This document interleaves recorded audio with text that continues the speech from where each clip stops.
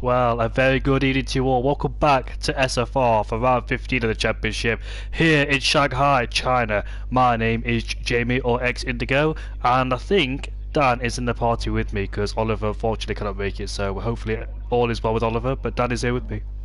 Hi mate, how you doing?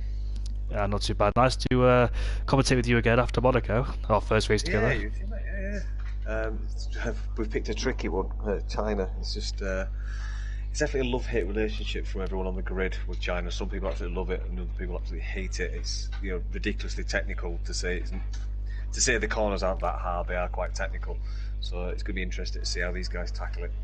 Yeah, exactly. Turn 1, turn 2, 3 and 4 can be very tricky on the entry as well. You've got to hang in there as well. And also on traction 2 out of 3 and 4 can be really difficult to get right. The heavy braking zone at turn 14, the exit of it catches a lot of people out. The final corner can be quite tricky as well because you have to go in there fast speed, but also be careful with the validations too because that can be noted as well here at this round circuit. So the first Ferrari is Zeno. He's out of the circuit, but I don't think he was racing last week. He got replaced by I can't exactly remember who it was, but I believe both Ferrari started at the top 10 last week, so hopefully they can do it again here in Shanghai. Zeno has had a really difficult season, to be honest, because his first best race was at the first Grand Prix. I think was at the Spanish Grand Prix. That was the first race this season, but ever since then it's gone downhill. He's been outside the top 10 mostly, but hopefully he can get up and running again. He's been really good and exceptional at times, but on the back foot most of it, so hopefully he can find his rhythm and form because we all know what Zeno could do at his best days as well. But in terms of the championship, you haven't been here. Have you watched the races? Yeah, I watch all of them, mate. I always watch them live. Yeah, in terms of the championship, it is really spicy now with MDJ having a 24-point lead over Hurricane. Hurricane and Berry, the two Red Bulls, are equal on points. Glock, unfortunately, is in 4th place. That's not unfortunate. Glock, unfortunately, is not racing at all this season. He's called it quits. He's given up. So we will no longer see the Mercedes driver on Glock, who always put a spice in the races there. He always puts lives up the action too in the last few races, but things haven't gone his way. And Adams is the man that might be a full-time driver now, as he's had some really great results in the past. So he's a full-time driver now, replacing Glock and the Mercedes duo of MDJ and Rogue Smith. You don't have to worry about the Mercedes of Glock anymore. But maybe Adams can put a charge on now. Zeno makes his way towards the fast sweeping right hand, and we go 2 corners into one there. He's going out really wide, didn't really hook it up on the apex unfortunately for Zeno there. Into turn 2 might have compromised him just a bit as he upshifts through the gears. Be really careful on throttle there as you gradually build up speed. Coming out of the corner, going into 10.05 flat out corner, no problems there whatsoever. Going down into 6 now, braking on the 100-meter board, on slight lock up on the entry, hits the apex really well, squares off the corner on the throttle immediately, and as we head down towards the fast left hander, should be flat out. I think yes it is. And now we're coming towards the next one. It can really be difficult sometimes. You've got to carry the minimum speed as well. You've got to open up the corner for the next one here towards the double left hander, and you really be careful of traction here because it catch a lot of people out on the exit as well. That is a really tricky corner, as it's proven to be, as I driven it a few days ago. And now we're making our way now towards turn 12, 13 and 14. Really slow speed corners. You can be really patient on the throttle here as we exit the turn 14 corner. Now the long straight. It is indeed. I've raced around here on Sunday. It wasn't easy. It was very difficult, especially with the rain as well in the middle of the race. But now we're coming towards the 100-meter board, braking a straight line, hard the brakes. Say again, Dan. As soon as Zenon crosses the line, cut to MDJ, mate. He's next in line. Oh, thank you, mate. And now we've got Zeno coming towards the final corner. Let's see what the benchmark is as he opens the DRS. The first lap time is going to be a 31.9, and if you get the 30s, as MDJ goes out wide but doesn't invalidate as he sets a 1.2. Yeah, it was a good one. He got a purple sector 2, and I think he would have had a purple sector 3, but like I said, he did just go wide there, catching that curve. It's a really tricky one. But yeah, I think Noldus is probably going to do well here. He does really well on these types of tracks, so I'm going to keep an eye on Noldus. He's approaching the last few corners now before they hit that long straight. On board with the Norwegian driver. Leinfeld goes to the top of the time machines with a 31.2, and there's 3 drivers within that proximity with a 31.2. They were seeing him further back. I think a Ferrari spun out turn 4 on my full map, or an Alfa Romeo, so he's having problems down at the corner there, which is very easy to spin out indeed. Nolda slams the brakes there, approaching 325 km/h towards 60 km/h in a space of around a few seconds, and now Norris makes his way towards that final corner, which can be really difficult the exit there. And let's see what lap time he does initially for his first part. So 31.2. Not bad at all, not bad at all. I knew he'd do well round here. Norris' best qualifying came at the Japanese Grand Prix, and ever since then he's shown some tremendous pace. He did fall off a bit at Imola. I think it was a really difficult track there. Technical, I must say, not tactical. It's a really technical track, and this one as well. But seems to be doing well here in Shanghai for the time being. Still got plenty of time to go. Yeah, it seems to be tracks where you use gear manipulation to get rotation and traction, and yeah, he's certainly proving that Japan and China are those types of tracks, because yeah, I mean, P2 in the first part of qualifying is really positive for him. I do think we'll go quicker there. You go as Dragon sets a quicker time of 1:30.9. I do suspect we will get down to the low 1:30s, maybe 1:30.5. As Martin approaches turn 14, both Mercedes have better chemistry already than Martin and Glock did throughout the whole season as well, so they've orchestrated a slipstream really nicely there. Martin gets a really good tow down that back straight, and here comes Martin. Harry Kane goes quickest, and here is Martin with a 31.2. How many people are going to set with 31.2s? Well, that's incredible. Mackett now is not too far away from finishing his Sector 2 time. Obviously Martin did a 51.2, so let's just see what Mackett does as he approaches. It should be about another 5 or 6 seconds as he crosses that timing line, Sector 2.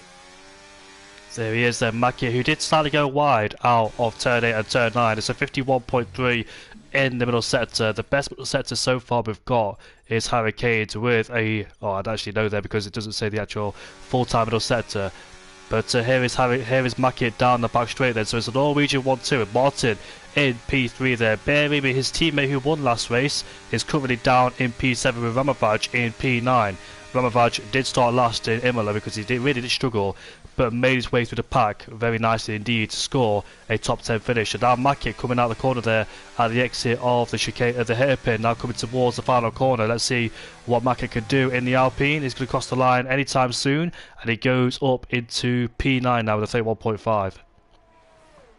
Yeah, the one thing I've noticed as well, Laser is always coming out of the pits quite late. He's waiting for the track to rubber in, but that does lose him the ability to set 3 clean laps. He might use a bit of extra fuel and do 2 hot laps on one set, but he definitely restricts himself from being able to do 3 hot laps on clean tyres. Whether he's just saving a set for the race, I don't know, but I just feel it's a disadvantage coming out this late. Yeah, he needs a banker as well to get a reference point. Lord Daddy Boy, unfortunately, carried too much speed. The back end of the car stepped out, and he validated that lap tyre, so he stays in 20th place. But Laser, you're absolutely spot on with that. Yeah, he also spun on his outlap coming out of turn 2 as well, so he's not having the best of time at the minute. Is that Lord Danny Boy? It is, mate. Yeah, he spun on his outlap. Yeah, not the best time of my dear Chad. I think it was the Ferrari I saw at turn 4 who spun. I wasn't on board with him, but I did see the dotted stationary there, the dotted cars on the full map stationary, so it must have been him who spun on his outlap and therefore struggled again on his flying lap, but unfortunately he's down in 20th place. He's only got about 9 minutes to try and get a lap time on the board. Same with Laser as well, who relatively goes out very late in the session, as he always does this season. He always tends to go out very late. Like you said, the track rubbering in, saving a set of softs for the race, but we'll see what lap time he can set in that McLaren there. Brake and accelerate at the same time, try and generate some heat in the tyres. That's the way to do it this game. You don't really weave because that's really costing you more tyre wear than warming them up. And now he is coming towards the hairpin right here at turn 14. Expect to see a lot of overtaking opportunities around that particular part of the track, and hopefully it can be really good racing too. And now we've got Laser coming towards the final corner. Let's see what lap time he can set in the McLaren. In the last few races, he's been really close to a podium, but just so far back, unfortunately for him. He's been so close, but yet so far as the race goes. As we make our way now towards turn 1, feeding into 2 here. Can he connect with the apex? Yes, he can. There is a car ahead of us. That's Aston Martin. I don't think he's on a lap, judging by the flashing light at the back of the car, which he is, and he pulls the left-hand side to immediately get out of the way for Laser. As we make our way now towards turn 6, a 23.7 in the first sector there, according to the time machine. Is going purple, but I'm not quite sure if it's accurate or not. It is accurate because Harry Kane, his best sector is a 23.8, and so he's got a 10th quicker already in the first sector. As Harry Kane, talking about the man, goes quickest immediately. they're doing really well here. I am surprised that there's a few drivers that are in the low 132s. I was expecting most of these guys to be in the high 131s. But yeah, Laser set in a purple sector 2, so this could be potentially a pole lap for Laser.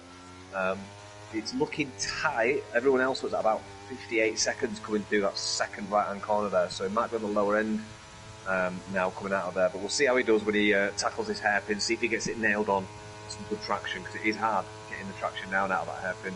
He wants to suck it to that left-hand side. Brakes nicely, doesn't cut too much, and then just loses a bit of traction as he got the over rotation. So yeah, very, very tricky corner. Let's see what he does. He crosses the line. Could be a good one. No.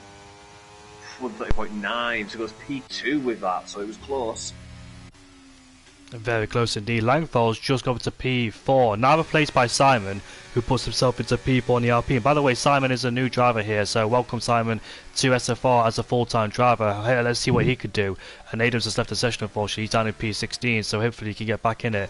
But Norris is on another lap time. He's currently 8 thousandths down in that middle sector, so not too far away from his previous best as he approach that tricky braking zone, just scrubbing off all the speed there. Be very careful on traction because you could catch a lot of people out as well. Catch me out quite a lot as well in that hairpin. Now flicking our way, nope, into the pit lane he goes, because I think he thinks he can't improve.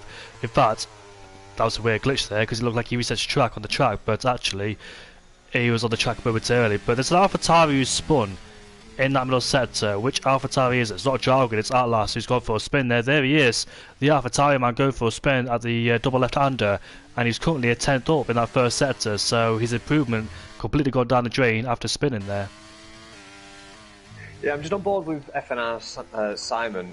He doesn't have enough fuel to do the lap, so he's going to have to come in, put some fresh rubber on and put some fuel in before he comes out again. And he's actually approaching the back of, is it Noldus that's coming down the straight? No, it's not. It must be Oriuglas. Yeah, so Oriuglas is almost out of ERS. He's got enough to finish the lap, but it's going to be mid-32s by the looks of it. Let's see what he does when he comes around the final corner. No, he's abandoned it. He's coming in the lap. Yeah, it would have been a very low 132, maybe even 133, so not the lap that Oriuglas wanted. Certainly struggling around here. I certainly struggle around here, so I do sympathise massively. Yeah, me too. I did see a cheeky corner cut from an Alfa Romeo on the full map there. That was Robert who cut turn 6, try and get back to the pit lane. I think he abandoned his flying lap. He was down in the first sector. We validated the first sector already, so not good signs there. As Norris comes out the track immediately again. So here it is. Hurricanes at the top of the timer sheet. Draukins 110 down in the final set in the middle sector. He heads off into the pit lane to put on a brand new set to go again in the final stages in qualifying. But Hurricane, interestingly, his pole position time is 3-lap old tyres, so he always does this. That's a tactic Hurricane always does. Try and save a set of softs later for the race or the beginning, depend if it rains earlier doors or not. But it's something that Hurricane always does, and he's done it again, so I can't wait to see what lap time Hurricane could do. Well, half the press here, Jamie, is MDJ invalidated his last lap, and he's stuck down in P7. With Langfeld, Barimi, Simon, Dragon, Laser and Harry in front of him. Now that's not where he needs to be if he wants to solidify his chances of getting his championship. He needs to improve on that time. It only takes one person that's in front just to slightly slow you up. You lose that DRS and you'll just see the pack shoot away from you. So he'll either need to improve or get really aggressive and clever on the opening lap to this race. So yeah, MDJ not where he needs to be right now. Yeah, qualifying hasn't really particularly been his forte. His race pace has been phenomenal, but his qualifying pace definitely needs to improve. He said it himself in the interviews that qualifying's not really been his specialist in terms of doing one lap, so his race pace really helps him to get up there ready. Whether he's running a setup that is fully down to race pace and not the qualifying lap, and some people like to run a setup that's really good at qualifying, but you have to sacrifice a bit in the race. You're going to stick in that DRS trade too. I believe Mackett is on a lap. Yes, I think he was. He just cost the lad to go 8th place in the Alpine then, so he puts himself inside that top 10. We've got others on an out lap. I think we've got Lord Daddy Boy going for a flying lap down in last place. There he is then. So Lord Daddy Boy had a spin on his out lap and had a spin through turn 9 as well. So make our way down into turn 7 and through turn 8. This is where he got it all wrong last time out. Let's see if he corrects it this time. Yes, he does.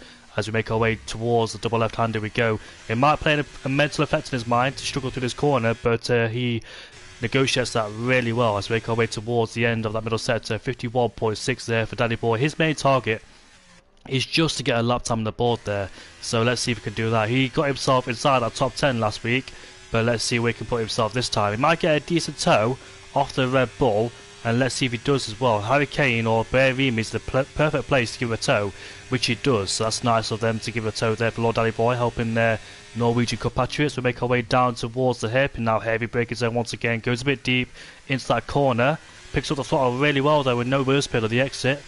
Might cancel it out with the outbraking himself there as we make our way towards the final corner now, and let's see where Lord Danny Boy puts himself. It's currently P17.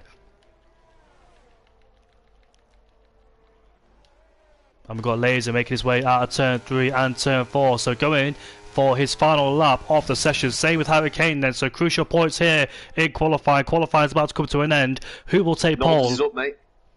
Where is it? Hairpin, nearly a 10th up. In a hairpin, nearly a 10th up. He could possibly jump up to P6 or P5 with this lap if he nails this last bit. Here is Nordus coming towards that final corner. Laser is currently a few hundreds up in the first sector. Not enough though, but here is Nordus. Nordus is on pole! Wow, what a lap time! He puts that Aston Martin onto pole, but will it stick though? Because Harry Kane is currently a few hundreds down in the first sector, not improving. Wow. Laser in the middle sector is also not improving as well. What about Simon in the Alpine? Where is he? Currently a few hundreds up in that first sector. Is Nordus' pole going to stick? Here comes Langfell coming towards the hairpin. He's currently 2/10 up in this middle sector, but he needs to find a bit more time if he wants to put himself in the 30s. Here he is, Langfell coming towards that final corner. Where is the Norwegian driver going to put his car? He crosses the line now to go up into P3. What a lap time there from Langfell. Great qualifying indeed. Laser has been blocked, I think, by the Mercedes who was hindering him. Harry's getting a cheeky little toe now. He was a 10th down. He's just approaching the hairpin, but is he going to get a cheeky toe? Is he going to get blocked? And Laser's back on pole. Oof, what a lap. By 2000s, Laser is on pole. But that Mercedes really did compromise him in the hairpin. Here's Harry Kane now, who was down in the middle sector. He's going to slash by pole. Yes, he is. Yeah, 130.5. I was expecting that to be, but he did get a cheeky toe off his teammate all the way until the braking zone of that hairpin. But I will have to give a shout out to Noldus. I was on board with him for his entire lap, and it was a pinned-on lap for Noldus. It was amazing to watch. Might want to keep an eye on MDJ. He's currently going half a second quicker in the middle sector, so it might not be good enough for pole unless he can find more time in the final sector, but it'll certainly catapult him up the order, which he needs desperately to try and not get stuck in that midfield fight there with the DRS train. It'll be really difficult to overtake people. So here we are down this long straight, approaching turn 14, 325 kilometers an hour. That's about 203 miles per hour in miles per hour there. But as we come towards the hairpin now, let's see if we can get a decent exit. Nice and tiny bit of wheel spin there, but as he makes his way now towards that final corner, where is he going to put that Williams? Rogue Smith is currently P18, so not a great qualifying for one Williams, but what about the other? It's P2. P2. That's a great qualifying session there for MDJ indeed, especially qualifying not being his strongest point. Dragon doesn't improve. Oh, he does, but by half a tenth. Barimi has invalidated. Martin is just over a tenth up. Coming across the line. Doesn't improve though in position. Yeah, he invalidated. It was at the final corner, the proper final corner. It wasn't at the final corner, it was on the outside of the final corner, which is really a shame there. But it was a 10th, so that would put him possibly upper one position, so he's not massively lost out in there, but Yagamel, what's he doing? Oh, he's 3/10 up, but he got really snappy on the braking zone into the hairpin. He's about to cross the line, last corner for Yagamel in P16. What can he do? Crosses the line. Doesn't improve. Oh. That's a shame there for Yagamel because he was on form in the last few races, but here in Shanghai it's only P16 for him. Rogue Smithy, who qualified high in Imola, is currently down in 15th place, out-qualified by his former teammate JDM in P14. Jerry Oreoglass is currently in P20 there with a 33.3, but let's see what he could do for the race. But it's going to be an interesting one. Laser is looking for his first podium since the third race of the season, hasn't had a podium since. But he's been running very consistently in the top 5, it must be said. Very consistent indeed.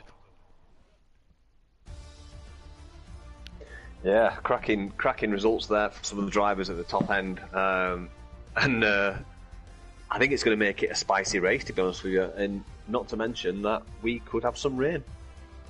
You did see the clouds gathering at the end of the qualifying session, so rain might be imminent and could also spice things up. As Jensen says, Red Bull 1-2 today, like it was back in Imola, but which Red Bull is it going to be this time? Hurricanes on pole, 2/10 ahead of MDJ, Laser P3, then we've got the Norwegians from P4 to P8, Smoke in P9 ahead of Mackie in P10, Martin once again just outside the top 10 in P11, Ramafaj, who qualified 20th back in Imola, is started 12th. Here's Adiams in P13 in the Mercedes, debuting after Glock, JDM 14th place, Rogue Smithy 15th, Yagimel 16th, Xenom 17th, Atlas Copo 18th, Lord Daddy Boy 19th, and Jevi Oleoglass occupying the back row in 20th place, unfortunately for him.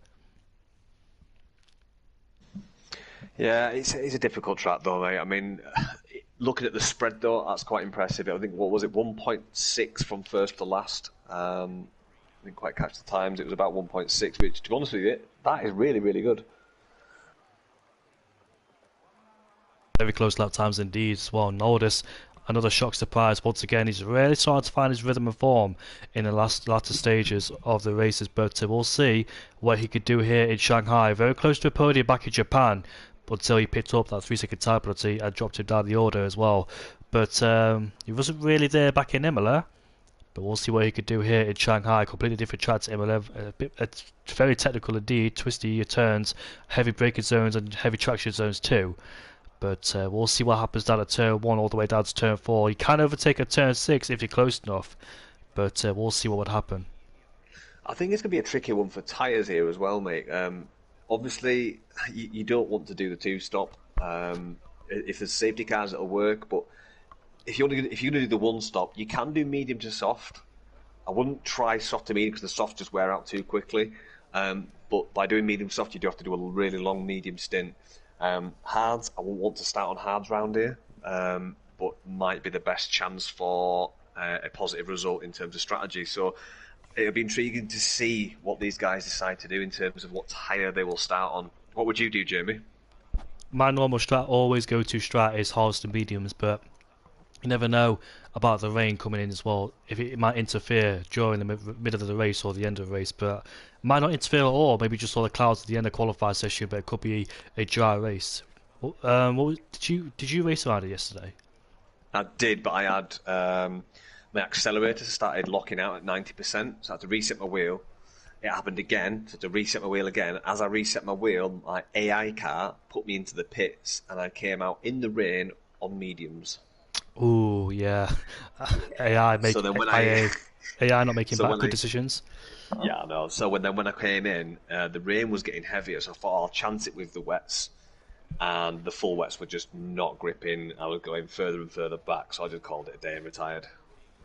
Yeah, fair enough. Not to mention, I hate this track, mate, so it didn't take a lot to convince me to retire, to be honest with you. Not everyone's favourite track here in Shanghai. It's a really difficult track, and it can be really frustrating too, because your tyres, they can overheat around here too, with the high-speed corners. Yeah, and the tyre degradation can be quite high, especially in the first few laps. If the front pack decide to push, I think the guys in the mid pack have got a decision to make. Do they use tyres to keep up with them, or create a second race by just going at their own pace? And then rears, and especially the right hand side of the right tyres of the car, are going to really take a pounding. So it'd be interesting to see what they do, whether they actually go for gold off the bat, or whether they're a bit more conservative. But I do imagine by lap 6 or lap 7, there's going to be a split field into two races. There'll be a front pack and a mid to rear pack within this race. Yeah, I think that too as well. We'll see which driver splits up the DRS train, as it always known is. And it's really frustrating me to split up that DRS train, because it's so hard to get back in it, because the guys are carrying more speed than you down the streets, and when you use that EOS, it might bite you back with drivers behind, capitalising on you with the low battery you have. So it's really important not to fight hard in the early stages of the race. Try and follow the DRS train, and we'll see what happens at the pit stops, because I know the DRS train was split back in Brazil, but someone used a lot of EOS to get back in there, and it compromised them towards the end of the Grand Prix because they had no energy left. Well, this is the thing about China as well. It just does not regenerate. Your battery just stays so low. I think even when if you can coast behind someone, brilliant. But if you're caught out without anyone in front of you and a low battery, it's going to take ages for that battery to replenish. It's like USA, Texas, Texas, the Dutch GP in Zandvoort. It's really hard to regenerate the battery, and we'll be given the green light to get ready. So we'll see what tyres drivers have occupied to go on. Maybe it is the hard to mediums or medium to hard strategy. We'll see. But last time out at the Imola Grand Prix, and what a race that was as well, it was Berimi who won ahead of his teammate Harry Kane with MDJ in P3. I think it was Laser who finished in P4, just missed out on a podium because MDJ had a 3-second tire penalty. But in the championship, MDJ currently leads Harry Kane and Berimi by 24 points. Remember, both Red Bulls are tied on points with 270. Glock, who is no longer racing with us, as Zeno says the fast lap of the Grand Prix already, so he's getting going already. 130 minutes and 3 seconds. I'll take it. Did you see that? Yeah, I think that's walking distance around this track. He's been disqualified. Oh dear. Let me just see if I can send in on an invite just in case the other ones don't work. I think I know what this is. I think he had a desync issue, and he was racing the formation lap because it happened to one of my mates when we were league racing back in Qatar, and he was already going, set the fast lap of the Grand Prix with the exact same time as that, and he was told to leave the session, and once he left the session, he got disqualified. So it might have been the same scenario there for Zeno. That's a shame though for Zeno because it's just desync issues really. He's joined. He's saying he's joined back, so he should be coming back online now. He's been disqualified, he can't join back. Well, he can join back, but he can't race. Oh, that's strange. Unless we get a restart, I think Zeno is out of the Grand Prix. No, because he's on the start line. Yeah, he is actually. That's a good point. Is he? Will he be stationary there? Because when this happened to one of my mates, he was stationary throughout the whole Grand Prix in one place. He never got going after that. So it could be one of those scenarios, but I don't know. Oh, I think he's been disqualified from the formation lap, not the race. Yeah, that's what I'm thinking, mate. Yeah. I think you're too far ahead of myself. Sorry about that. It's alright, yeah. Yeah. I went to invite him, and he said he'd joined, so he must have joined straight back. Yeah, I hope he's been disqualified from the formation lap, not the actual race. Let's see what tyres people... Yeah, only one person on the medium compound tyres, which is Ramavach. I did the alternate strategy back in Imola. He started from mediums to hards, but he didn't have the tyre advantage towards the end, hence why he couldn't really get up to the guys at the top. So he's gone in a different way this time, once again. Will that benefit him? He's had a really great race pace, but the podium quite a few times, Ramavach, in the last few races. But he's on the medium compound tyres, so he really has to capitalise and use them at the early stages. Yeah, I think he needs to get a good launch and try and get up to P9. Because I imagine Barimi onwards is where the DRS split's going to be. So yeah, he needs to get a good launch and just tuck in behind Barimi if he can, maybe by turn 6. I think if by turn 6 he's not in front, then he's going to have to be a bit more clever, maybe wait till lap 3 and use a bit of battery, but yeah. All the drivers then line up on the grid with Jerry Orioglass at the back of the field, and we'll see what happens down into turn 1, turn 2, and all the way down to turn 6 essentially, with the guys going wheel to wheel. Who's going to get the best start off the line? What can Nolders do for his second attempt here in SFR? Going for the podium. What can Berimi do? Out of place, in my opinion, down in P8. Last week's Grand Prix race winner in P8, and the lights are about to go out very shortly. There are the lights then. 3, 4, 5 lights. And we are underway. Looks like Nolders got a good start there initially, but here's Harry Kane versus MDJ side by side, but Harry Kane gets a better launch in the second phase. Now they go wheel to wheel in turn 1 and turn 2. MDJ has the inside line. Can Harry Kane stick around the outside to get the inside line for turn 3 and turn 4? Let's have a look. The wheel to wheel so close there, and Harry Kane then still sticking his nose down the inside, but MDJ has a better launch around the outside, and he takes the lead of the Grand Prix. MDJ is in P1 now, and there's more scraps going on in the midfield there. Rokesmith, he gained in 4 places now. He went from P15 to P11 in a space about a few corners. Down the inside goes the RP to Simon there, tries to defend Ramavach. And Ramavach for 12 to 8 already. That's a great start. It's Alfa Romeo teammate Langfell is holding on to P5. Drago's trying to go around the outside, has the inside line for the next corners. Those two continue to squabble here. We'll also Sainz and Perez were squabbling. Perez gained 3 for 1 there as he took P5, went up to P3. And here comes Dragon now. Berimi, sorry, because Dragon went out wide out of the corner. And now the wheel to wheel once again as we head down towards turn 12. Dragon slightly late to the brakes there. Does he maintain the position? Yes, he does. I was right with Ramovaj. He was practically P8 before turn 6, which is exactly what I predicted. I was just getting a bit squirrely there, and we've got what was that? Langfeld. Yeah, Langfeld is going off track there. Yeah, Langfeld made a big mistake at turn 13. He was losing the back end of the car and he spun, but thankfully he's rejoined on the P8. Here's more scraps in the midfield with Ramovaj now trying to capitalise on those BD compound tyres. Next victim is Berimi. He's got past his teammate already. Simon's had a bad start from P7 down to P9 with Mackie squabbling with Martin in the midfield. MDJ continues to lead this Grand Prix. And now let's see what happens down into turn 1. Here comes Martin on the Alpine. And here comes Ramovaj. Down into turn 1 we go. He's carrying more speed on those BD compound tyres, more grip for the time being. He desperately want to get past those guys before the DRS starts to happen, otherwise be stuck in that DRS train. But he's looking for different ways to get past him, taking different lines. Might get a decent exit at turn 3 now, and let's see what he does. They're trying to get alongside the Red Bull. Will he try and brake late to the brakes into turn 6? Yes, he will, but Barry will stick his nose down the inside. Can he do it, Ramovaj? He's got the grip to do so. Has he got the exit? Yes, he has. Better traction on those BD compound tyres. He puts himself up into P6. However, Mackett spun at turn 6. Yeah, he's got back going though, just very slow. But yeah, I was watching Ramovaj all through that, and he stepped that up 3 corners before because he committed to the outside overtake, and then that gave him the inside for that double left-hander. So absolutely fantastic from Ramovaj. Now up to P6. So if I was him, I would tuck in behind these guys, save your tyres, stick in his train, and then just towards the end of the stint, start pushing. Gotta watch out for Dragon though, because he could dip out of the 1 second rigid DRS. If that happens, Ramovaj might have to overtake him. But here he is, down this back straight there. Looks like the AlphaTauri is not put on the fire. He's allowing the Alfa Romeo to get through him. And further up the field, I can see Harry Kane pulling on the slipstream, but he's not going to overtake MDJ just yet. But Nolders, I think he's tapped the back of Laser. Do you see that? I did. And that gives Ramovaj another position, so Ramovaj, he's exactly where he needs that car to be. And also Laser is currently a 1 second out of the DRS range. I think that's the tap from Nolders there, outbraking himself, which put Laser out of shape. And now he's lost the DRS towards the top 2, so a double blow from both from there. Laser getting caught out, and unfortunately he's lost the DRS. But can he use these slow speed, high speed corners, try and get himself back in that DRS before the back straight happens? He's got to this lap, surely. Yeah, Ramovaj just setting the fastest lap there, but that's expected on those medium tyres with a bit of help with slipstreaming down that long straight.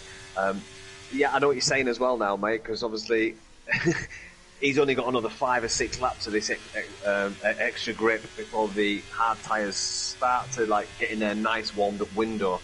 I think he might be a little bit too far back from the likes of Hurricane and DJ. The next few laps is going to tell us, but I'm not sure this is going to last for Ramovaj. He seems to be hitting it really hard. Where was this in qualifying from Ramovaj? He's gone 8 places up in 3 laps. That's incredible there. But is there going to be any more places gained? However, Laser is currently 1 second outside the DRS, so he might be under threat from Ramovaj down his straight. Let's see if Laser's got DRS. He's got a lot of battery to use at his disposal. I'll turn it off now. But he hasn't got the DRS, I don't think, unless the DRS pops up now. No, he hasn't. So Ramovaj's got the DRS to the back of Laser. He might put himself up into P3, and Harry Kane's so close behind MDJ, but not willing to overtake him just yet, though. They're playing the long game, these guys are. And Smoke is ahead of Rogue Smithy as we go up into the hairpin. He goes down in the inside, goes to Haas, and he makes his way up into P10. Rogue Smithy, though, has gained 4 places. There's contacts in the background with an AlphaTauri, Atlas, and JDM. Not quite sure what happened there, whether they tag wheels or not, but it's cost him a lot of time now as Rogue Smithy's so close behind the Haas driver. He pulls their left hand side and he overtakes Smoke. He goes around the outside into turn 1. Can he make it stick? Will he go out wide like Lando Norris did in the sprint? No, he doesn't. He's up into P10. That's a really great move there from the Canadian. Yeah, Harry Kane just made a bit of a mistake there coming through turns 2 and 3. He seemed to go a little bit deep and just missed his turning point before that left turn of that corkscrew section. It's actually brought Laser much closer now. He's only 6/10 behind Harry Kane, and Ramovaj is still sucking on the fumes of Laser's car, so this is going to get a little bit spicy. Ramovaj could be stuck in that DRS train now because they're all carrying the same speed down the straight. and he might be compromised now in P4. So that's probably the max he can gain now. 8 places in 4 laps or 3 laps is not too bad there for Ramavaj, but he might get stuck in that DRS trade. Yellow flags in that middle sector. Who is that? Is that Simon? It's a VSC, and I think he's spun. Yes, he has. He's lost his wing for good measure too. If that was a safety car, that could have benefited Ramavaj. Probably take the hards towards the end, but I think he might be a bit too early for a safety car to help him there. Maybe a few more laps, but Simon unfortunately has broke his wing. I think Ramavaj is in that tricky situation now. I think all he's got in his arsenal, in my opinion, is just to stick with these guys and look after his tyres, unless he does something a little bit more drastic and comes onto the hards a lot earlier than what these guys are going to the mediums. But they're going to be on mediums at the end, and they're going to be so much faster. So I'm not sure how Ramavaj is going to make this work. Am I missing something here? I think it's a normal strategy to do, but from his starting position, he was in 12th place, and last week in Imola he did the exact same thing, which compromised him. It's exactly as you said as well, with the guys on mediums having much better pace, and therefore he wasn't able to progress further up. He's progressed further up in this race than he did in last race, but the medium compound tyres then, on a similar playing field now with the hard compound tyres, they should be coming towards the equal stages now in terms of life, and the hard compound tyres soon won't be too bad. It looks like Simon's put mediums on, which is obviously pretty much his only choice he could have. It's a shame it's a virtual because he's been way off the pack now. Oh, drive through for Zenon! And that's a drive-through penalty as well. Unfortunately for the Ferrari driver, he hasn't been disqualified. He's still in this race, so he only got disqualified for the formation lap. But he has picked up a penalty for speed under the VSC, a bit too optimistic. Last time we saw a drive-through penalty was issued at Austria, where multiple drivers picked up a drive-through penalty, including MDJ, our race leader right now, which cost him towards the end of the Grand Prix. And that's line for making a move on Berimi, so he must have made a mistake, because that's not really a place you go wheel to wheel or make an overtake unless you're on different tyres, of course. But here he is, up into P7. Yeah, Later was struggling there. He's all over the place. He's going to get overtaken before the DRS here. So I'm not sure why Laser was getting squirrely there, but he looked like he couldn't get the rear traction down. Hurricane MG getting really, really close at the hairpin as Ramavaj just slightly locks up and goes a little bit deep, and that's brought Nolders back into the mix with Laser. We had another spinner down at turn 14. This time it was JDM who's down into P17. But that is a really tricky corner. You've got to get it absolutely right traction, otherwise you end up spinning and off the track. Probably saying what happened to Laser, but had a snap of oversteer to go with it too, which allowed Ramavaj up into P3. But he's out of the DRS range now, as Hurricane and MDJ have swapped places. Hurricane is now up to P1. Berimi though has overtaken Langfeld in that DRS zone, so he's reclaimed P7, but currently a second away from Dragon. Nolders is in P5. He's still there in P5, holding in. Hopefully he hasn't got any damage after making contact with Laser's rear wing there, but he's still going for the time being. He did a stroll really in the hairpin.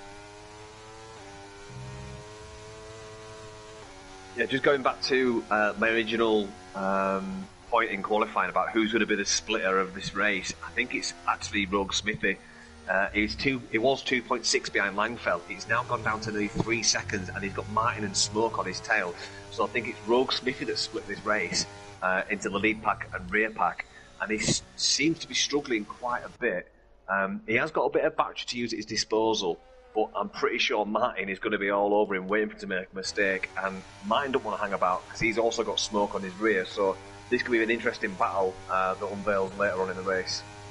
Williams versus Mercedes all season long. Always been chaos between those two teams, but hopefully between Rogue Smithy and Martin, not chaos as McLaren. No, that's the AlphaTauri this time who's had a mistake. That's the third driver who's had a mistake, and Martin is ahead of Rogue Smithy. He puts himself up into P9 ahead of Williams there. Martin started down in 11th place, and he puts himself inside that lucrative top 10. But on board then with MDJ, he's still behind Hurricane, but obviously those two are playing the long term, the high speed chess as they call it. Ramavaj going wide at turn 1 and turn 2. He's currently 2.2 seconds away from the leading pack, and Laser is all over the back of him. I think Ramavaj now will start to hold up this pack, being the leader of this DRS train. Yeah, just Smoke getting a little bit rear happy there coming out of turn 4. He's now being overtaken by his teammate Jagermel. That's not Jagermel, sorry, Adams has got past him. So Adams has got past Jagermel, and then Rogue Smithy got overtaken by Martin. So A couple of changes there in that rear pack. But yeah, looking like Ramavaj is starting to struggle now as Mackett just picked up a 3-second time penalty. Yeah, the peak performance of those tyres has started to fade, unfortunately, as he gets a massive snap of oversteer out of turn number 9, I believe that is, as we make our way now towards the slow speed section here, and the guys behind will have the DRS open. Let's see if Laser decides to fly past. He's looking for his first podium of the season since the third race back in Hungary, where it was actually Ramavaj who won that Grand Prix, holding off Laser and co. But Laser got the DRS open, he opens then closes it, but opens it back up again, and he should get the move done before the hairpin, which he does, and he puts himself back inside the top 3. And here is Norris on the brakes. Ooh, that's so close there. Here's one for you, Jamie. If you are Ramavaj, would you pit now, come out with the rear pack, and use DRS to do overtakes to make sure that your lap times are as low as possible? Good question, actually. I've not actually been in a scenario where I've been on the medium compound tyres. I'll answer that question in a few seconds' time because... Makes contact with Laser. And here comes Norris up the inside, capitalising off that contact between those two. And there he is, side by side. Laser wants to hang on for the podium here as he goes up the inside into 3 and 4. But Norris is sticking on the outside now. Does he get better traction? Yes, he does. And Norris is up into P4 ahead of Laser there. So not what Laser wants whatsoever after he beat contact there with Ramavaj. But yeah, what would I do in P3? I've not really been in this scenario before because I've always started on the hard compound tyres, never on the medium compound tyres. But yeah, it's a good question actually. I don't know what to do if I was in this scenario. Ramavaj has probably got another 3 competitive laps on these tyres. I think 10 laps competitively is the maximum for mediums, really. I mean, you can take them longer, but I wouldn't want to take them any longer than 10. And I think anything longer than that is just going to start bleeding lap time. So if it was me, I think I'd be thinking about coming in soon and getting some fresh rubber on and just trying to use anyone that he comes out behind, just to use that DRS to try and catapult himself forward. I think if he tries to hang this out any longer than lap 9, lap 10, and then he's just going to go backwards. Yeah, he is. He's going to drop like Kimi Raikkonen back at 2012 Grand Prix when he stayed out too long and he just lost a lot of positions as we head into the hairpin again. You can see the rear brakes locking up for Ramavaj. That's going to happen all the time now. He's got to up his brake bias if he wants to stop the rear lock-in. Otherwise, his tyre could cause the overheat and lose grip at the same time. So be really careful in terms of braking in that hairpin there. But you can see the DRS train from 3rd all the way down to 8th with his teammate in P8 there. You can see Ramavaj already flashed on the straight there. He's derated, so we've got no battery to defend with whatsoever. He's going to lose a lot of time. But I think P3 is his best bet. As long as he can keep these guys behind the next few laps, I think that's his best bet. Then go on the hard compound tyres to try and gain that time back. Is it looking cloudy to you, mate? I was about to mention that, you know. I think it is looking cloudy. I wonder if that's why Ramavaj went on to mediums, because the rain was due around lap 12. Potentially. Let's see if Ramavaj got his timers correct, though. It could be rain on its way. It always does rain here in Shanghai, as we've proven to be in the sprint qualifying there, which put on some great action with Lando Norris taking pole ahead of Hamilton. But that was controversial. It's getting dark. I think rain is on the way now, because when I raced around here a few days ago, it was sunny at the beginning of the session like it was here. Then it turned into cloud, then it turned into rain, and Norris there really struggling at the corner. Actually, look at Ramavaj's exit. Already a second there on the medium compound tyres. Norris was just drifting around the corner, and Ramavaj had a really great exit. Does he have the DRS still? Yes, he does, because the detection point was before the turn 12. He was starting through turn 13, I think it was. But here is DJ on the inside of Hurricane. Does he make the move stick? Yes, he does, but Hurricane is still there alongside with him. And he just powers past him to go up to P1 or stay in P1 for the time being. Further back, Adams has overtaken. He's gone off the track completely. Has the Mercedes driver put optimistic on the brakes there and outbroke himself. Yeah, it's interesting what's happened between MGD and Harry. I think technically, although they are fighting, they're sort of working together. There's a little bit of understanding that's apparent there, where they're not making silly lunges, they're giving each other space. And they know that it's between these two for this race, so it's nice to see that they're racing fair and giving us a show. They're not obviously they are getting their elbows out here and there, so it's good to see. Bit of a lock up there from Harry in front. I'm just starting to struggle by the looks of it now on those rears. He just can't get the revs high enough coming out of them corners. I think rain's on the horizon there as you come through that shot. You can just see on the horizon the skyline looking very, very dull. I'm almost positive rain's coming, Jamie. If Ramavaj can survive this and make it to the rain period, then his strategy has worked effectively because he won't be hunted down by the medium runners towards the end of the Grand Prix. So he best hope rain is on its way now, then they can go on the inters and not lose any time and keep track position. So we'll see if rain does save Ramavaj's race effectively. Yeah, I mean, the other thing as well is look at where he started. I said he'd be up to P8 by turn 6, and he was, and he's now in P3. So even if he has to hang it out a little bit and lose maybe 1 or 2, maybe even 3 positions, he's still gained an absolute massive chunk of positions by being on those mediums. Oh, we've got a bit of movement here. Laser down the inside. It looks like Barry was trying to take advantage of too. So, Laser's overtake has failed as Noldus is still in P4 there. But it's getting darker and darker by the second there. You can see the clouds gathering in. It's for sure it's got to rain now. This is definitely rain graphics coming. Good afternoon indeed. Good afternoon, Louise. How are you doing, mate? MDJ versus Hurricane. It's into turn 3 and 4 we go now. Let's see how they make it out here. Laser versus Noldus further back, but we only can watch one battle at a time, unfortunately. We don't have multiple screens or no replays. But Hurricane is still there with MDJ, so we make our way down into turn 6 we go.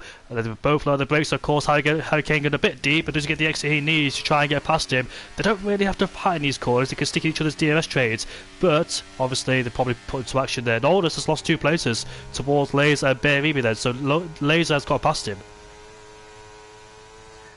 Yeah, movements. But yeah, Ramavaj still sticking at that back 2.5 to 2.8 seconds gap behind the lead racers. And going back to Smithy that we said earlier, he's actually been overtaken by Martin. So Martin's got past Smithy at 6.8 seconds to the next pack of Langfell. That's a big chunk of time. It is indeed. I think the hard tyres now. Oh, Noldus there, really sliding through that corner. He really hates that corner. That's the second time I've seen him do that.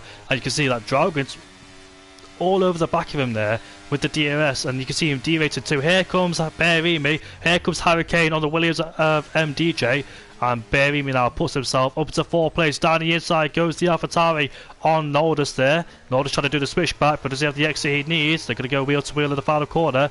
Not really the best idea because it's really it's a difficult corner to go side by side. Roguesmith is ahead of Martin. They continue their fight for P9 and P10. This is a constructive fight as well. Remember that the Williams and Mercedes are in a constructors fight, so keep an eye on those two as well. But Hurricane stays ahead of MDJ for the time being. Roguesmithy once again overtakes the Mercedes. Sorry, he get confused between the Williams and Mercedes for some reason. I don't know why. But what a battle's going on here between the Mercedes and the Williams. Look at that! Rain. Predicted really well. Yep. So I think Ramavaj has played that absolutely perfect. By the end of this lap, it should be intermediates. I think next lap or so, because it does take a bit of time with the game module with the rain to impact the circuit. It won't hit it immediately, but next lap or two, they should definitely come to the pits. But like you said, rain is on its way at lap 12. You predicted that really well, Dan. It's coming heavy as well, so Ramavaj has played an absolute blinder here. You don't want to go on the intermediates just yet because it will burn out the tyres because it's still a dry track. A bit slippery, but you've got to manage it as well. The dries are still better than the wets for the time being. Bearimi had a little bit of a problem at turn 13 there, but I'm surprised Ramavaj is sticking this long on the medium compound tyres. The grip is still there effectively, but here is MDJ on Hurricane once again as he goes into the hairpin. But there's a spinner going on. Who is that? Who was that? Zenon at the back, I think. He's already on the intermediates. He's jumped the gun already. I think he's spun coming out the pits, but Zenon obviously was a little bit too early. But going back to Ramavaj, I think he's done it well here because obviously the worn mediums will still obviously have more grip than the hards in the wet. So it's probably going to equal them out a little bit. I mean, he's dropping a little bit more time now to Harry Kane. But being on them medium tyres, even though they are worn, is probably a bit of a saving grace. As long as he can keep Barimi behind him, this P3's still on. Indeed, as well. What's happened there? Ramavaj just got a little bit slippy coming out of turn 4 then, in a bit of a snap. But he did catch it quite well. These drivers have got to survive in the dry period, but we've got Ferrari who's spun again. That is Zeno out of the double left-hander again. But yeah, these drivers have got to survive on these dry tyres. Got to make it towards the interstint as well. So no point pushing too hard. DRS is still enabled, obviously, but you don't want to push a bit. You don't want to push too hard on these old tyres as well. But Ramavaj, what an absolute masterclass from him in P3. But still, we've got half the race. What's happened? He's on full wets. What is he? A Toro Rosso from 2018 Germany? Yeah, he's. Oh no, come on. I know Toro Rosso and AlphaTauri in real life can't really get the right tyres, but surely it's on the Inters. The Hurricanes go for the move on MDJ once again. He puts himself back into first place, but now the rain is coming. DRS will be disabled in the next few laps, and track position will be key because who's got the straight line speed, who's got the corners, who's got the speed of the corners there to try and maintain and stay ahead of your rivals. When do these guys pit? MDJ is pitting. I think Ramovaj will have to come in now, to be honest with you. He's stuck it out. No! I think that's the wrong choice. What I've been told by people in esports teams is that when you see puddles develop on the track and off your tyres, when you see spray, that's when you pit, and it's always worked. So we'll see if that call from MDJ, but there's an AlphaTauri who's spun. That's the wet runner tyre of Atlas. I'm more referring to the fact that Ramovaj's tyres are absolutely done, mate. He's really struggling. But he's managing to keep Barry behind him. I think I'm starting to see puddles now, actually, to be honest with you, mate. Yeah, there's puddles there. Oh, Hurricane almost lost it at turn 6. I think MDJ has caught this at the right time. And there is drivers of the pits. I think Ramovaj should have been in then, mate, because he's really struggling now. He's had to catch 2 spins there, or 2 snaps. The gap to leader. There's another yellow flag there. If a safety car happens, it will ruin MDJ's undercut attempt. This is going to be really spicy. I think MDJ called it right, mate. What do you think? Oh, for sure, because the gap was 24 seconds, that was 22 seconds, 21.9, so he's definitely got to call it right. Yeah, see, I'm much more in favour of coming in a lap early than a lap late. Yeah, 1 lap too early or 1 lap too late can really make or break your race, and it's really broke Hurricane's race because MDJ is getting about 4 seconds on him in about 1 lap out of the pits, so that'll be a massive undercut from MDJ. He'll take control of the lead of the race here, but can he stay in the lead once this the rain starts to dip out the circuit even more? There is Hurricane in the pits. Who? No, Harry stayed out. Oh no, sorry. It looked like he made the left turn. It looked like he stayed on track until I saw the pit graphic. I almost saw people doing the Lewis Hamilton impression at 2007 with people almost going to the barriers there. I think Barry was very close to doing it. But here's MDJ, 1 lap early, has gained him a massive undercut. Yeah, it'll be about 5 or 6 seconds here, I reckon, when it settles out. Did Norris pit too a lap early? Yes, he did. He's going to go up to P3. He's got a massive gap. Unbelievable. Norris has caught it at the right time too to go up into P3. How much of a deficit he's got over the guys behind, if I get the right graphic up. 2.5 seconds. Wow. Yeah, so I think some people called that bang on right there. Hurricane losing out by he's now gone up to 5 seconds, which I said 5 or 6 seconds, and it's levelled out at 5. Now we've got to remember as well, MDJ has been on those intermediates for a full lap. They'll be nice and warm, whereas Hurricane is still trying to bed these tyres in. Indeed it is as well. So 13 laps left to go in this race. Can Hurricane catch up towards MDJ? They were both squabbling for P1, very close together, but the rain has split them up. MDJ pitted 1 lap early, which was the right call to do. Noldus gained a massive undercut too. He's up into P3. He's got 13 laps to survive in these conditions. Can he get on the podium for the first time this season in SFR? If he can, that'd be a mega drive, because considering what happens in the first stint, he was dropping off in the first stint. He was about 6th or 7th place. Then that 1 lap undercut made a big difference, catapulted him up to P3, and now he's in the podium. But it's not over yet, because safety cars can influence this race, and anything else could happen on this track too, with him making mistakes or guys ahead as well. Well, here's another one as well, Jamie. Before that round of pit stops, the likes of Martin and Rogue Smithy was splitting the pack by up to 6 seconds. There's now next to nothing between it. They're all pretty much nose to tail, apart from Smoke to Rogue Smithy, by 1 to 2 seconds. So it's absolutely neutralised the split of this race. We're back to almost just a full pack, barring a few at the front that are obviously sailing out into the wind.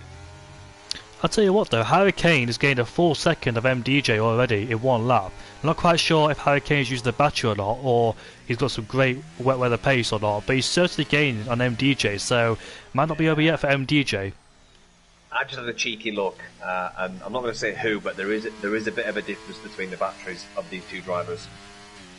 Look at that, it's gaining rapidly. That's 1.2 seconds now. It's gained in about a space of a lap and a quarter as well. So Harry Kane, it might be putting pressure on MDJ in the wet period. Yeah, I think you're right, mate. I'm not sure MDJ has the pace here to actually get this. He's actually about to approach a back marker of Zenon. Should be a ghost anyway, so MDJ, they're really struggling out of 30 to 14, and also out of 14 it looks like Zenon spun again. That's the exit of turn 30, so I get confused between the corners, but that has lost him half a second already. The gap was 4 seconds, that was 3.5 in the space of one mistake. Yeah, I think Atlas Gopo needs to bite the bullet and get on some intermediates and hope for a safety car, because I think the longer he stays on those full wets, the worse it's going to be for him. He's just bleeding time. Even in the mini sectors, it's dropping 1 or 2 tenths every 15-20 metres, so certainly needs to get off those wets. Yeah, he does. That was the wrong call there, but there's a fly in the pit lane that's seen him as well, and he's going to go in the pit lane. But look at Ramavach, the gap was 2.5 when he came on the pit lane towards Noldus. Now it's 8 tenths, so he's got a massive pace advantage. If he gets the podium today, P12 to P3 alone, with no help of safety cars or virtuals, could be the mile driver of the day for sure. But Zenon was in the pit lane to retire, he was a lap down, bless him, and now he's at the race. But look at Harry Kane, it's eating towards MDJ's advantage. 5 seconds a few laps ago, 2.9 seconds. Yeah, and one of those drivers has quite a healthy battery as well, and probably not the person to expect, so that's going to get spicy. But yeah, two of the guys so far for my driver of the day would have to be Noldus or Ramavach. Both of them, Noldus having that exceptional qualifying, and Ramavach with that absolute blinding tactical choice to start on the mediums with rain coming. So yeah, so far these two are on the hot list for me. Yeah, especially as well for starting down at P12. I'm not quite sure why Ramavach can't hook it up in qualifying, but he can certainly hook up some results in the race as well. He's had quite a few podiums this season, and he won a race back at the Bahrain Grand Prix too, I believe he did. So yeah, he's had some good form this season, Ramavach. If he's been here every single race, I dare say he's been high up in the championship, way more higher than where he is right now. Here we are on the back straight with Ramavach. Does he have the battery to overtake Noldus? Does Noldus have the battery defence to keep him behind? As you can see there, Ramavach can't get any closer as we make our way towards the braking zone. Is he going to be close enough to make a move? No, he's not. Has to stay behind it for the time being. So Noldus then will be under massive pressure with 11 laps left to go. Can he keep that Alfa Romeo behind him? That's the question. Berry will put some pressure on Dragon too. And once again, Rogue Smithy and Martin still on the scrap there as we go into the hairpin between those two. And Rogue Smithy's lost out of place towards Martin, so those two had a good scrap there, keeping it clean between those two. But Ramavach is up into P3. He's got his man. He goes out wide into turn 1. Well, that'll allow Noldus to go up the inside into 2. The wheel to wheel, they're so close, but Ramavach has the race in line, and he stays in P3. So it looks like Ramavach then has some mega pace in the rain. Rogue Smithy once again putting pressure on Martin, going wheel to wheel into 1 and 2 as we head into turn 3 and 4. They're so close there. Or they're ever so close. Being very careful not to make contact to the rain, and Rogue Smithy stays at P9. Noldus just went a little bit close to Ramavach's rear there, and he had to back out, so it's just lost him about 5 tenths. So that might actually be detrimental to his chances of taking P3 here. If Ramavach can get it in front by 1.4, 1.5 seconds, it'll break that slipstream down that straight. There's no DRS obviously because of the rainy conditions. But again, Ramavach not getting it hooked up coming out of that turn 14, is it, Jamie? 14? Is it the long right-hander? No, end of the double left. Oh, I think that's turn... Actually, I don't remember, actually. I've actually looked at the track map, but I keep forgetting the corner. It's turn 10. Oh, turn 10, but 10 laps left to go. Harry Kane is eating into MDJ's advantage. The gap was 5 seconds when he came out of the pit lane. Now it's 2 seconds. Now 1.8. So he's gaining at rated knots is Harry Kane. And I thought he lost this race, but he stayed out 1 lap later because he was really struggling with those dry tyres. But it turns out he's got some mega pace in the inters and the wet conditions too. What about Ramavach? He's gaining on Noldus. He's gained a second already on the Aston Martin behind him. Does he have any more pace? In the background, I can see Laser off the track again at the last corner. But does Ramavach have any more pace in his disposal to try and catch the top two? I'm not quite sure. Probably a bit too much of an ask. But however, he's done a good job regardless. Yeah, I think he's also struggling on his battery as well, mate. He's obviously trying to defend from Noldus. Now he's at about that 1.4, 1.5 that I said you need to break the slipstream, which he's now well within. But I think he does need to start saving some battery, to be honest with you. Yeah, he does. And the top two reunite once again. The gap was 5 seconds, now it's 1.2, so MDJ can start to feel the presence of Hurricane right behind him, the Norwegian versus the Dutchman. Hurricane's had the advantage of MDJ in the last few races, other than his absence back at the, what race did he miss? I think it was the Brazilian Grand Prix he missed, and that's where MDJ gained a whole bunch of points on him. It was the Japanese Grand Prix where Harry Kane missed. That's why he lost a lot of points towards MDJ in the championship. But here we are once again on board with the Norwegian driver. He's a very fast driver. He's a very nice driver too. And here he is. MDJ's really struggling at the corner. Here comes Harry Kane though with the slipstream and EOS. He pulls the right hand side, but MDJ's going to go defensive. Harry Kane though using the battery trying to overtake him. MDJ in defense mode as we make our way down into the hairpin we go. Harry Kane just a little bit late on the brakes there. Does he get the position? Yes, he does. He has a better exit on the outside, and he puts himself up into P1. Jargon has overtaken Nordus too. He makes a similar move up the inside into the hairpin we go. But Nordus trying to stick around the outside, but he goes slightly out wide, and the Red Bull of Berimi takes advantage too, albeit sliding down the exit, and he puts himself up into P5. Great racing indeed in the wet conditions. It can be really difficult. Yeah, that gap from Ramavach to Draugen now is 3.2 seconds. It looks like Ramavach just found that pace towards the end of the race, managed to break free from him. Barimi, I expected Barimi to be in this battle a lot closer. But yeah, Barimi just giving some serious pressure to Draugen now, which might be helping Ramavach's case. Ramavach currently on 6 podiums this season, and he's doing a really good job on course with 7th podium of the season. He's currently down in P8, but here comes Berimi. Can he get past the AlphaTauri? I think Draugen was moving slightly under braking there, not quite sure. But however, the Red Bull driver stays behind him for the time being, can't find a way past, and the longer he stays behind him, the more that Ramavach can pull away too. He's got some good pace here in the wet conditions, has Ramavach. But however, MDJ, is there any response in that Williams trying to get past the Red Bull driver of Harry Kane? Here comes Berimi though, in turn 10. There's a little bit of a gap there. He's trying to go for it, but Dragon has the outside line and he stays there for the time being. I'm not really good in the wet no more like I used to be. I used to love the wet conditions, but for some reason in this game, I just can't find any grip. I'm like some of these drivers just really struggling in the braking zones, high-speed corners, just can't get the grip like I used to. And look at that, Dragon's getting a good exit out of turn 14 there.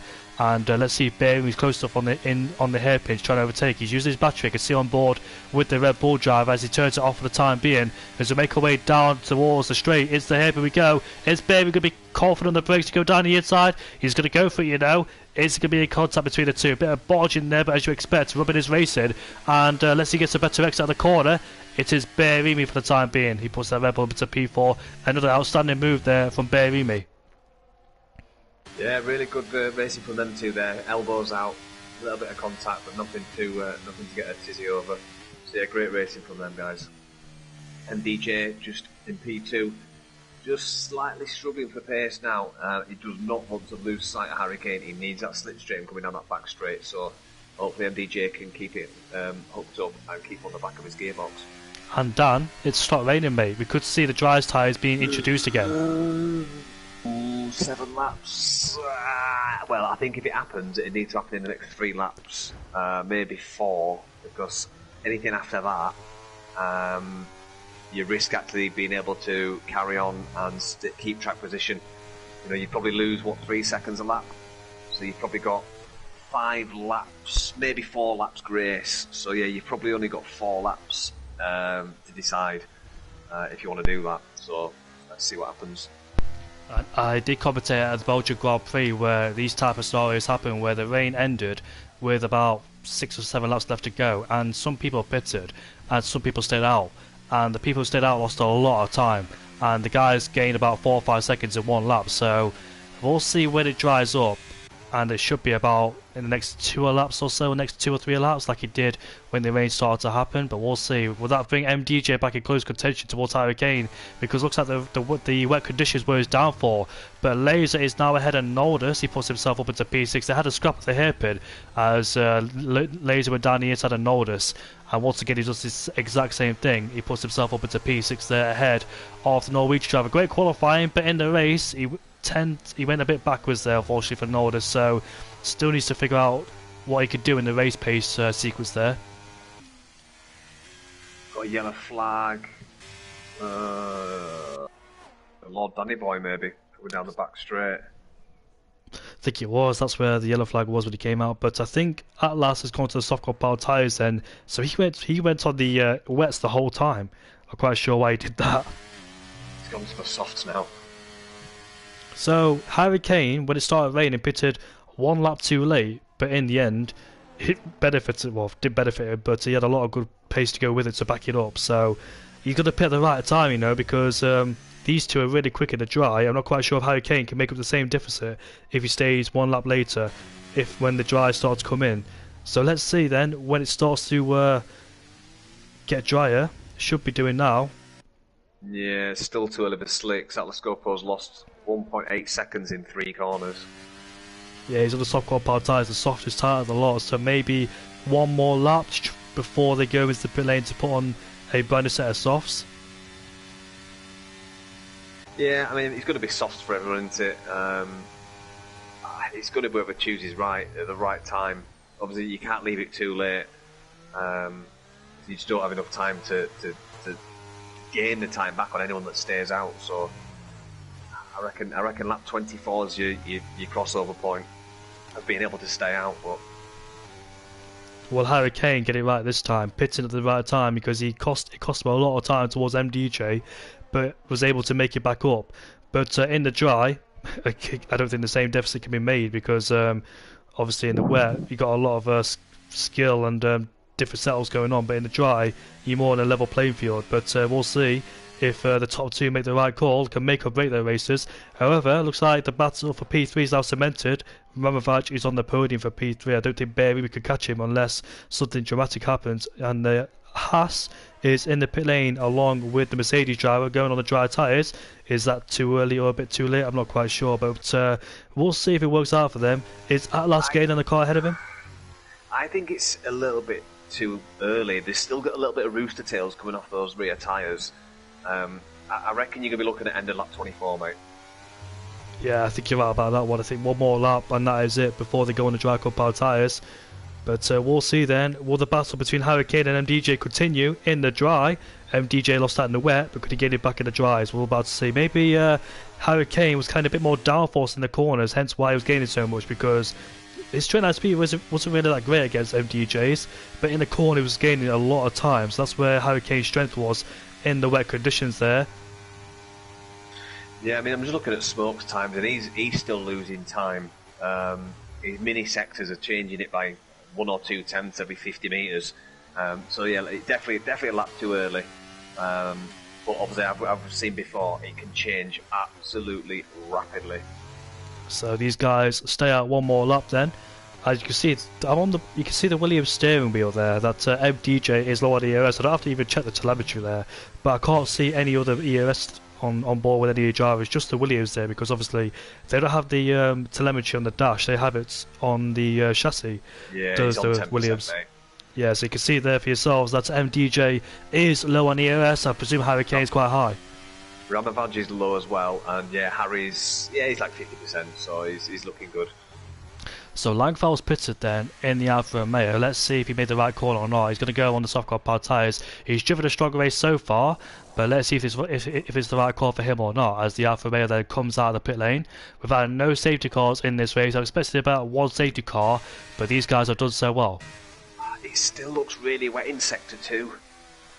It's still, yeah, in Sector 2 is the wettest, because they've got the DRS is enabled though, so that's an indication that it's time to go into the softs. So Langfell could possibly have made a great choice there by going to the softs at the end of lap 24.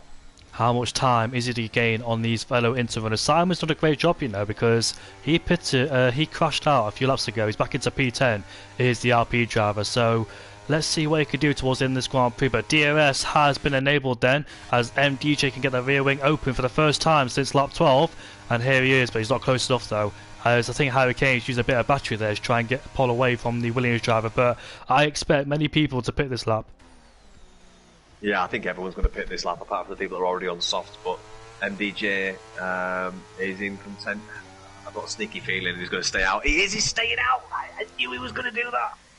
I think they're going to try and go to the end on these. You reckon? I did say you have to come in at the end of lap 24, or you won't have enough time. If you come in at the end of lap 25, you won't have enough time to keep the lead. So I think these guys are going to stay to the end. I think they're committing to staying out, in my opinion. I think it's too late for Romavaj to pit as well if he wants to try and get the leaders. Why is Bearing in the medium compound tyres? That's a very interesting call. He might not have softs left.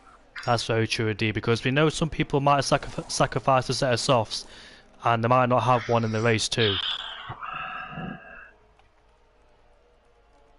What a twist towards the end of this race. I think Martin's going to stick it out to the end as well. Martin's got 8 seconds back to Barimi. If he pitted, he'd be all the way down in 12th. So I think it's not a bad shout to try. It's like I knew this would happen, that someone would try and stick it out to the end. I saw this back in the Belgian Grand Prix, and the guys that are still on the Inters lost about 4 or 5 seconds. So I think Harry Kane and MDJ are safe. But what about Ramovaj between himself and Bearimi if he's going to stay out of course? He can't pit this lap though, Ramovaj, because if he does, Bearimi will undercut him massively. So he's got to stay out there, surely. Yeah, I think they're cemented now. They've got to stick it out to the end. They've made that call. And look at Ramovaj struggling out of turn 11 there. He really is putting the power down, but the back end of the car is sliding. So the guys have committed to stay out there. They can't pit. If they pit now, they won't make up the time towards the end of the Grand Prix. They made their choice. But if this works for the likes of Martin, Draugen, Ramovaj, I think it's a brilliant call. And I did call this. I did say that it was going to be something like this. You know, if you didn't pit by lap 20... Oh, he's in. Is it Ramovaj? He's in. And guess who else is in? MDJ's in the pit lane too. So he's staying out. Can they make up the deficit in 3 laps? No. Nope. Can they help? Nope. I've seen something different, you know. I think they can make up. They'll get within DRS range on the last lap, but won't make it. That's my prediction. There's a spinner at the final corner. Not the final corner. That's Adams who's gone for a spin.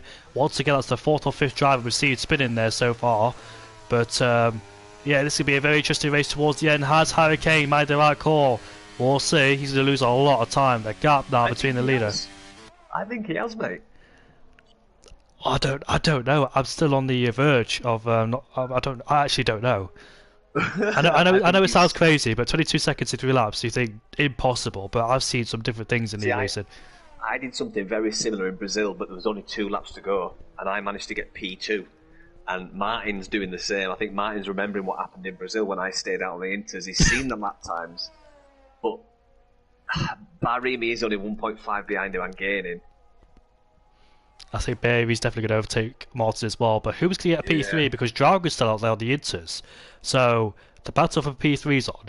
I don't know who's going to end in P3 at the end of the race. Could be Barry, could be Martin, or could be Draugen. But Roguesmith is ahead of Simon, who's on the Inters still. Barry is ahead of Martin there, in an easy place to overtake him. Ramovaj is next though. Ramovaj is still trying to get a podium after, well, being undercutted by Bearimi, because he's still out 1 lap later. He's been undercutted by Bearimi, but he's on the soft compound tyres, so he should be able to have the grip advantage to try and overtake him. Look at the time between Draugen and Harry. He's gone up to 17 seconds. And then DJ's gained 3 seconds in 1 lap. He needs to gain way more than that if he wants to win this race. He's not. I mean, Harry's done this. I knew he was going to do this. I think you're right. I think he has done this, but I was thinking about Belgium, where it's a longer track, and I've seen scenarios like that before. It is a longer track, so you gain more time, but this track is not so long as well. But MDJ's all over the back of Draugen. Should be a very easy overtake indeed, as he will swoop around the outside of him on the soft compound tyres and get P2. Oh, come on. So 2 laps left to go. The gap is 16.6 seconds then between those guys. Martin's been demoted down into P7, maybe P8 now, as Nord is about to take that place away from him. Can he stay inside the top 10? That's the question for Martin. You'd like to think, wouldn't you? Yeah, Langford's going to get it. Roguesmith is going to get it. I think Yagama will have a chance too, with his teammate right behind him. You see that Inters are losing a lot of time, but the gap is 13.5. Do you know what? I don't know. I'm actually back on the. I'm on the fence again. I don't know because he's getting that rate of knots. It's enough. It's enough. Are you sure? Because you get about 10 seconds, about 2 laps. It's enough. I don't know. I'm on the verge. Enough. I'm on the verge It's again. enough. It's enough.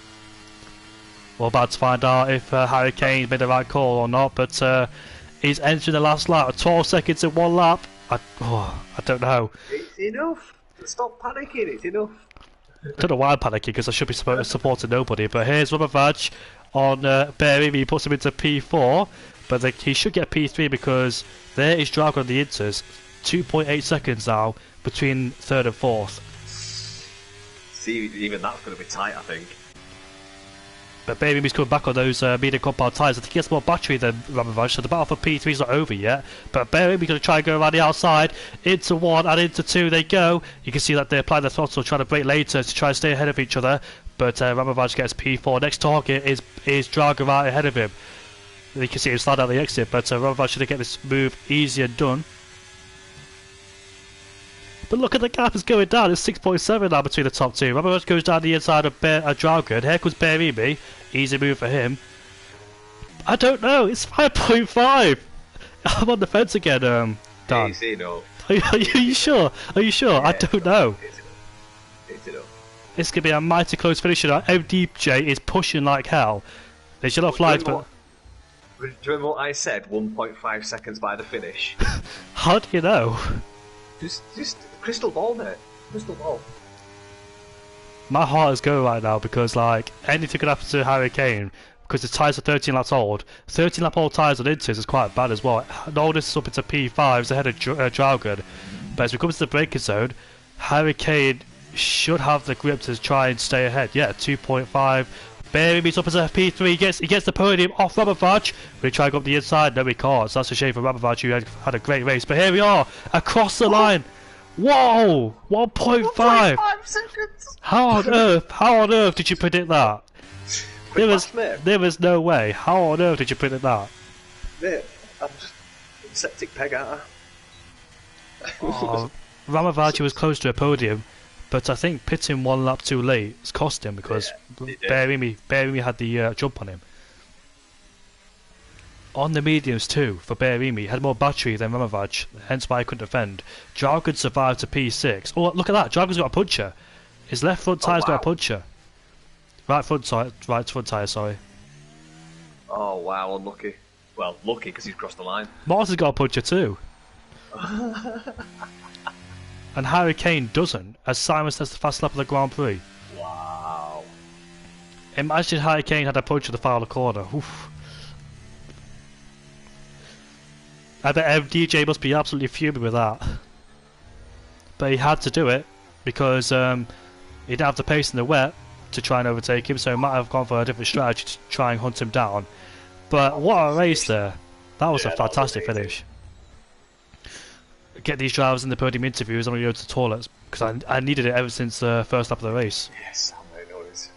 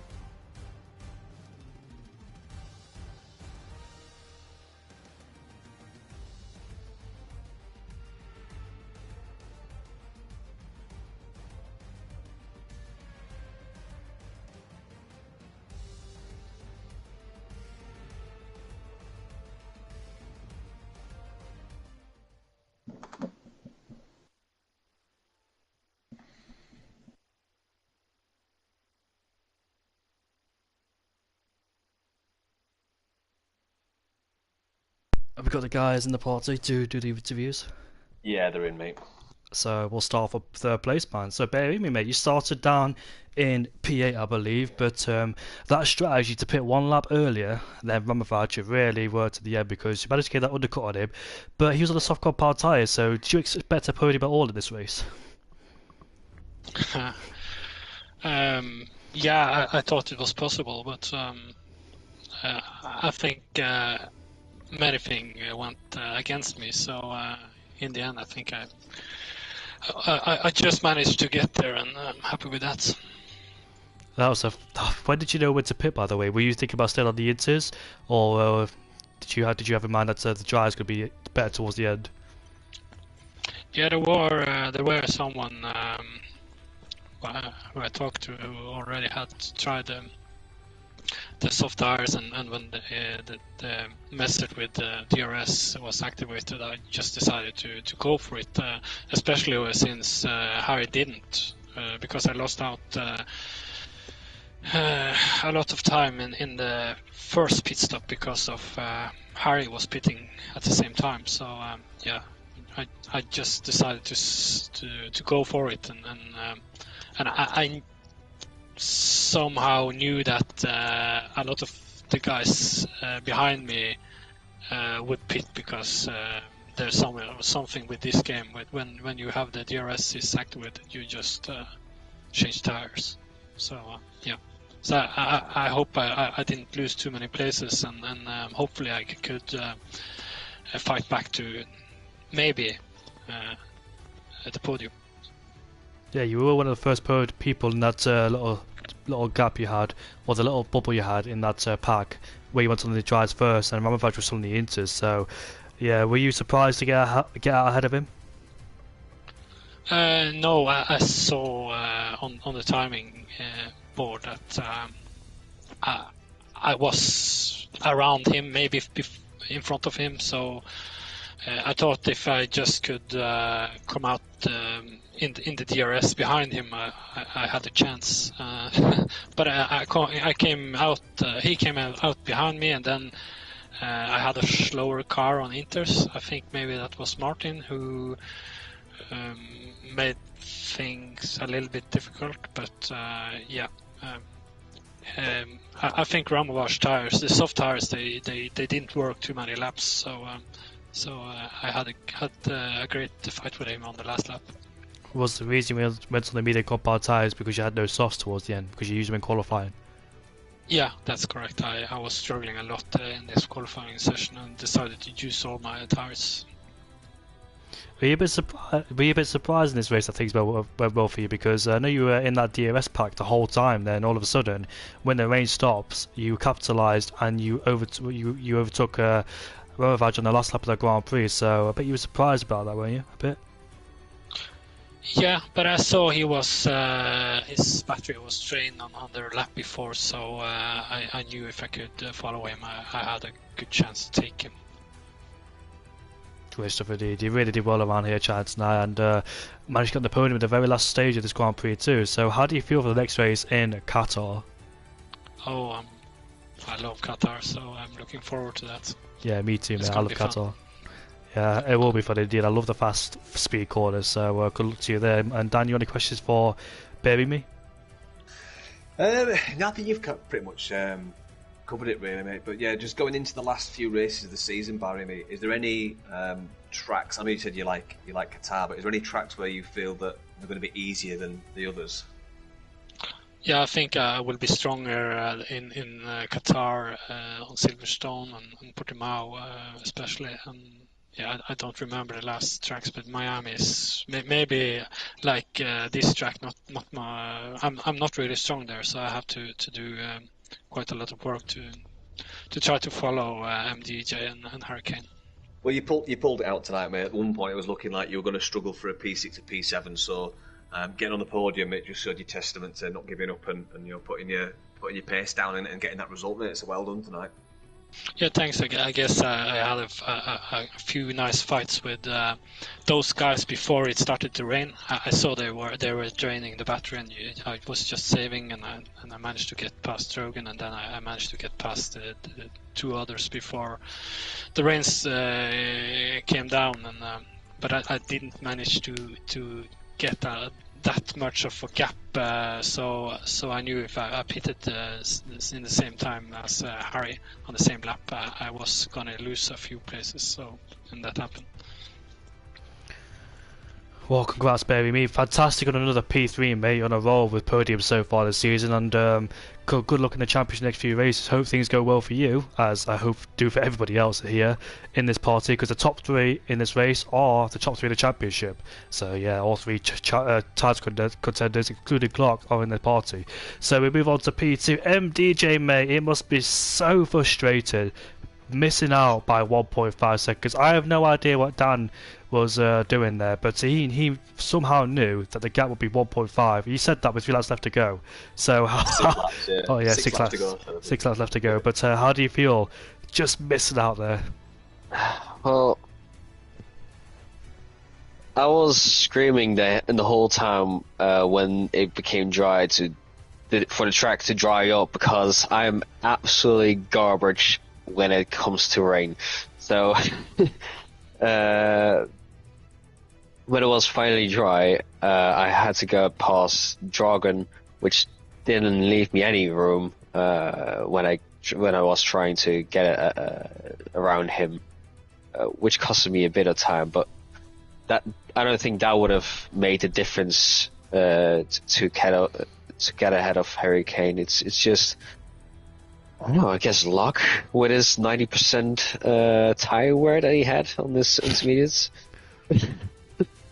Yeah, So- you mentioned that because I think other people had punches too, but he didn't. Even Morton had a puncher with 15 lap all inters. Yeah, so yeah, he had a lot of luck, and knowing that, I was even more screaming when the race was over. So yeah, that's why it took a while for me to load in this lobby, just to get bang around. Yeah, it's fine, mate. I know it can be so frustrating, but do you think the reason that cost you today is because you didn't pit the lap when you were supposed to 1 lap before? Because it works for Barry me, but you pitted 1 lap, I think, too late, and that's what cost you the win today? I think it wouldn't make any difference, as I was there was a bit of gap between me and Baremy. So if I was pitting in the same lap as Baremy, I would have lost more time than Baremy wins, if you see what I mean. So, what I'm trying to say is, like, I think the right conditions to pit was lap 25, but you pitted lap 26. So what I'm saying is, if you pit on lap 25, do you think you could have got the victory today? That's what I mean. I don't know. Probably no. Yes. Yeah. No, I don't think so, because Baremy was 5-6 seconds behind, maybe even more. I don't know. But when I was going to pit, the conditions were not great, and if I was going to pit, I would have suffered on those slicks longer than Baremy does. So I am slower on my outlap than Baremy, so I'm losing more time than him. If you see what I mean. Yeah. I've tried to, you answered my question in a different way than I was expecting, because, yeah, I will leave it there, but congrats on another P2 then, MDJ, because what is wrong in the rain with you and your driver's style? Are you not adapted to the rain? Are you particularly not good in the rain in general? I'm terrible in the rain in any track, in what kind of form or way ever. Like, I cannot do it. Like, I'm good in the crossover point, but once it goes into the actual rain, into intermediate conditions, I'm just nowhere to be seen. I feel for you because I have the exact same thing. I used to be good in the rain back then, but I'm just terrible in the rain right now for some reason. I just can't seem to carry the speed these guys can, and got the throttle like those guys can as well. So yeah, I do feel for you. But how do you feel for the next race in Qatar? Well, hopefully it will not be a DRS train, and I will be somewhere in the top 2. Because if I keep up this second place finish, then the championship is falling my way. Yeah, you've got a good gap between yourself and both Red Bulls. Are you nervous about both Red Bulls because there's 2 versus 1 essentially? So do you have to work even harder to try and negate that and try and get ahead of them in some way to make you stress out more? No, I'm more just focused on Hurricane. Like, if I know that Hurricane is second and Baremi wins, then I'm fine with it. If Hurricane is first and I'm second, then I'm fine with it. I just have to be behind Hurricane. That's all I care about. Oh, so I've not worked out the championship, but you're saying the next few races you got to finish second in every race, and Hurricanes finish first to win the championship. So for you to win the championship. Ah, so I see what you mean. You're gonna do a Nico Rosberg in 2016 because that's exactly what he did. Finish second in every race, and Hamilton wins the race. But are you a bit nervous about that, you know, because Baremi will try and interfere with that? He can, definitely, yeah. But if that happens, I will try my best to get out of Hurricane for a race to get the gap again. That's very interesting. Thank you for that, Mikey. And I'm looking at P2 today, but it's still a good race with you two. Put on some good action all the way to the end, it must be said, especially in the drive here, because I have no idea how Dan predicted it. But he was right about 1.5 seconds. Dan, you have any questions for MDJ? No, I think you've covered it really well there, mate. Yeah, let's just hopefully we don't do any commentators' curses for you, Mikey. So yeah, I'll try not to curse you going into the last few races, mate. Curse doesn't affect me, so. Oh, I'm going to test it now. Mikey, do you think that Hurricane, what he did last week, might regret it? Because you said he got to finish second every race, but he finished second in Imola behind his teammates. So do you think he might regret it, doing that move in Imola? I think that it will be the same result, as there is still kind of a gap, so it wouldn't matter. Well, fair enough, mate. Maybe Japan might. Well, Hurricane could do anything about it because he was at football. So, yeah. But Hurricane, we move on to you, mate. Our race winner. I bet your heart was pounding in the last few laps because you could see that gap going constantly down. And what was your tyre wear at? Because we saw a lot of people pick up punches. So how did you manage your tyres? Yeah, it was difficult. It was not difficult to drive the car. It was very stable. But the temperatures in the front tires and the tire wear was just insane. I think I drove like 50 kph in the last 2 corners just to get the tires home. I think I was on like 91%, I think, oil line. You're lucky not get a puncher there, mate, because that could have been detrimental for your championship. Yeah, I know. That was the reason. I think I wasn't on the throttle full after the hairpin. So when the dry period started happening, did you have half a mile to go to the pit lane? Was the plan to just stay out there the whole time? No, the plan was to stay out. I knew I could know that the tires would be dead at the end, but I think I had the gap. But the lap MDJ went into the pits. I had a massive snap in the last corner. Almost did a science. I think I lost like 2 seconds just there. So yeah, almost lost it, almost ruined it for myself, but I managed to get it home. And also, what was your initial reaction when you pitted 1 lap later and you were 5 seconds down? Did you think, oh, I've lost this race now? But did you think that, or did you close the gap down in that moment of time? Yeah, the thing is that I know I am a lot quicker than MDJ in the rain. I was a bit down when I saw that it was 5 seconds, but I just kept my head down, pushed as much as I can. I used my ERS that I had a lot of. I don't know if he had any. He didn't have any when I passed him, at least. Yeah, I was just focused on catching him, and I did. As a person who struggles in the wet weather conditions, what advice would you offer me? Because looking at that, you didn't seem to have any problems in the wet conditions, whereas I just can't get the power down in the corners or get the apex either in the breakage zones. So is it tire temperature related? Is it obviously it's wings, but did you change yourself in the before qualifying, knowing that it's going to rain, and therefore upped your wings a bit? Yeah, I did actually put my wings up a couple of notches, but that's not the main thing in rain. You need to be very aware of your conditions. You need to have a feel of when you can put the foot down.